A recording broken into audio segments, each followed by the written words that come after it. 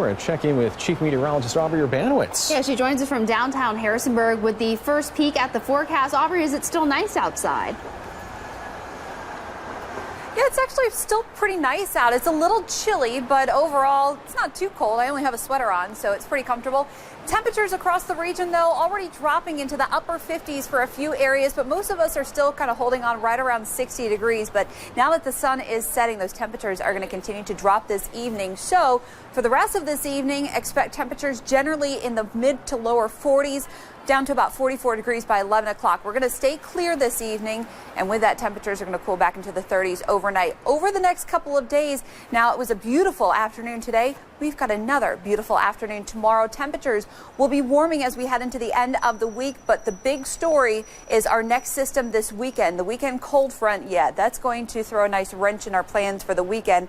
And behind it, we're talking some strong winds, but also that drop in humidity, which is going to lead to an enhanced risk of some wildfire danger. High pressure moving in for Wednesday and Thursday. That's going to keep us sunny and quiet as we head into the next couple of days. But now we're watching our next system. This is going to develop over the Colorado Rockies, and boy, it is going to pack a punch across the entire center of the country and also the East Coast. Lots of sunshine, already 69 degrees by noontime, so we're warming pretty quickly, and it's going to be a nice day to get outside, check around your house. Do you have anything that's going to blow away or blow around or knock something down? You might want to go ahead and secure that. Use your day tomorrow, maybe take down anything that could blow away, because the winds will start to pick up on Saturday. Saturday is our transition day, so we're talking winds 20 to 40 miles an hour with some higher gusts. Snow showers and accumulating snow across the Allegheny Mountains. We're talking western Grant, Highland, western Pendleton counties, Pocahontas County, Randolph County,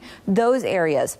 Sunday, all over, the wind chills, they're going to be brutal. Wind chills on Sunday will be in the 20s. Now, well, we do want to check in on the weather. Some big changes as the First Alert Storm Team has been alerting you to this week. So we're going to check in with Chief Meteorologist Aubrey Urbanowicz. Aubrey, we've got the dry conditions. You're talking about some big changes heading into this weekend. What do we need to know right now? Yeah, absolutely. First and foremost is the fire risk. We do have a lot of dry fuel out. We are in a drought, minor drought right now. We've got winds that are going to increase. Rain, if any, will be very little, and burn bans in place for many areas. Take a look at our system. Here's our cold front, but notice the moisture actually starting to diminish quite a bit. So we're not really even expecting any rain. Some of our areas in West Virginia could see a little bit, and snow starting to wrap up a little bit across parts of Minnesota and Wisconsin. But that is going to turn into a lake effect snowmaker as it continues to move to the northeast and across New York. Now for our area, as we head into tomorrow, that cold front is going to cross in the early afternoon hours. We are talking rapid cooling, something we haven't seen in some time. Maybe even 15 to 20 degrees within about an hour or two. So some drastic temperatures tomorrow afternoon. Winds continuing to increase throughout tomorrow morning.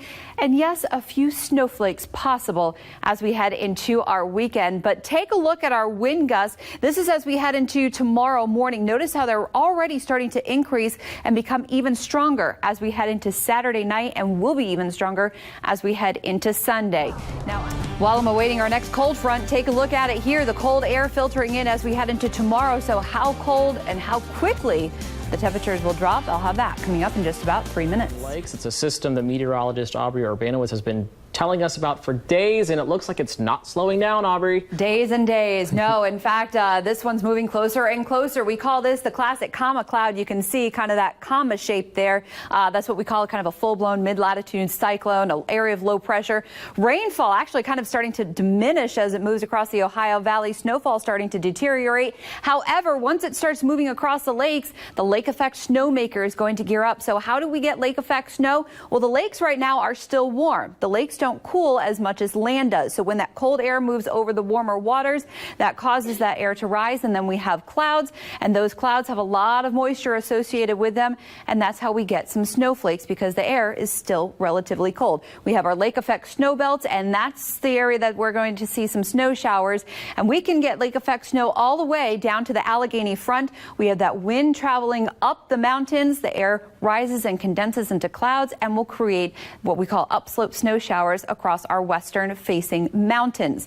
Now, with some of the strong winds out of the northwest, I do expect to see some flurries and some flakes floating around across the area. So don't be surprised if you see that. Where we're going to see accumulation is across the Allegheny front, western Highland, Pendleton, and Grant counties. In fact, we could see about 3 to 5 inches, some areas even up to 6 inches. This is our typical lake effect snow region across our area. On average, this area receives around 70 to 100 inches of snow a season. So this would really be kind of the first big storm of the season, and a big storm it will be. Overnight, remaining clear, and actually we'll start with some sunshine as we head into tomorrow morning, maybe even a little hazy, as I think we'll start to pull in a little bit of smoke from the fires to our southwest. Temperatures upper 30s, low to mid 40s. Chilly start, but temperatures will be warming very quickly ahead of our next system. We're going to start clear, but see that band of clouds moving in by the afternoon.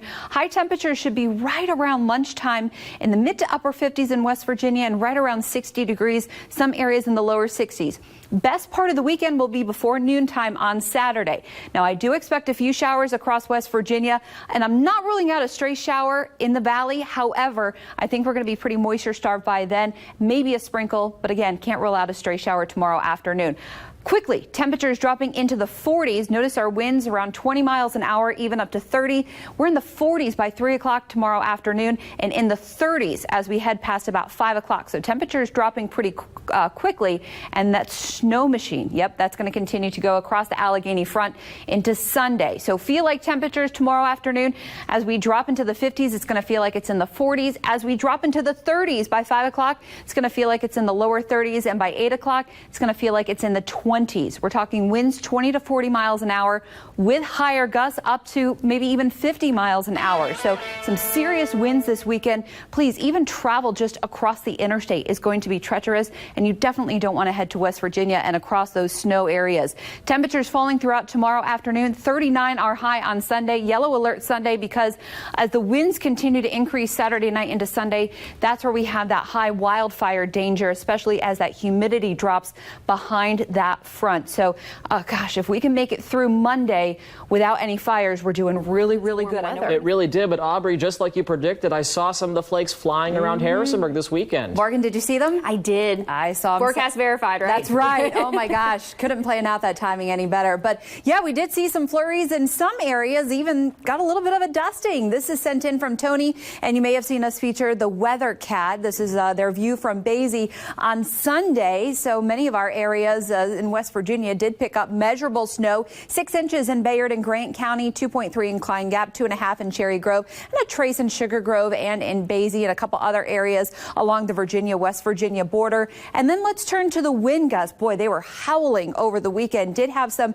trees down across parts of West Virginia. 46 mile an hour gust at the airport, 70 mile an hour gust at Winter Green Mountain. That's over 3,000 feet. 61 in Petersburg, 45 in Pendleton County, and 50 for Winchester and in Shenandoah. Thankfully, the winds are starting to subside, becoming much lighter, but still a bit on the breezy side for parts of West Virginia. But for most of us, these winds are finally starting to calm down, and they'll continue to lighten up as we head into the overnight hours and into tomorrow morning.